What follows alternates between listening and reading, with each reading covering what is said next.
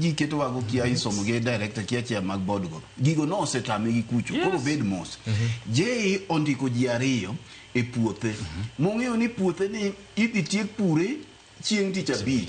oyudo ka puodho ni otiek puro gi tich ariyo nyako penjere ni to puotha jomage mopure momiyo orumo piyo kama nekech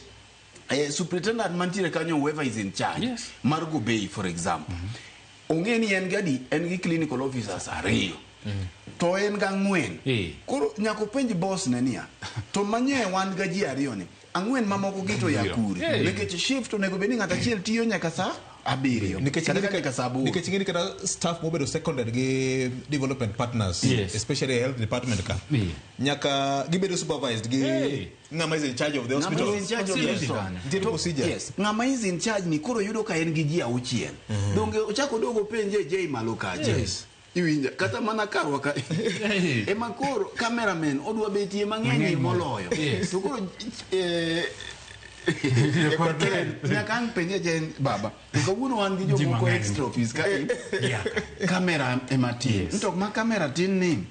jomoko ya kure nto jogi tiyo ga tiya ka kendo gidhi ga magi kel story to pesa michulo gi ema timo ang'o Bwana okdigo nam dasta Public Service Board Siaya gi County Executive ma health owetugo gi ji gini is very straightforward ing'e na bed ni jogi omak bang' dwe achiel to wawacho ni gitiyo tijgi to jogi otiyo dwe mokwongo dwe mar ariyo mar adek nyaka dwe chochiko kochopo kama koro nego bene miyo yoboke mayango gini koro gine tich to koro ni gin ghost workers onge bwana to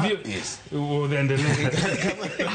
ni jogi no donjo to onge asoya mane gigolo tawa wacho ni kare jogi no ndiko joma ng'eny ka gikia to mae iwinjo ni ng'ata achiel ogolo 150,000 ng'ata achiel Victor ng'e gima duong' ka momiyo wacho ni DCI EACC nyaka koro go kambi Siaya giwere kata gi counties mamoko ka ok ginyal luoko masiani to kare EACC gi DCI gi koro wet gi oko mondo koro jo Kenya obed ni ging'e nang'o chik onge ka masiani ok ginyal rieyo Victor nyaka koro gigo kambi ka nekech mae makoro olemo miwacho nang'o oliero gi piny giwere macheko ka gidhi nono buge cheko kidhiyo accountants ka maka gibiro timo bang'e ma olemo makoro oliero mana kama koro gipona pona to gisoe jela gipona pona to gisoe jela ka ok ginyal mako mae mayom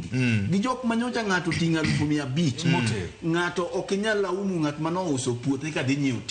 nyiewo tich ok ochakore sani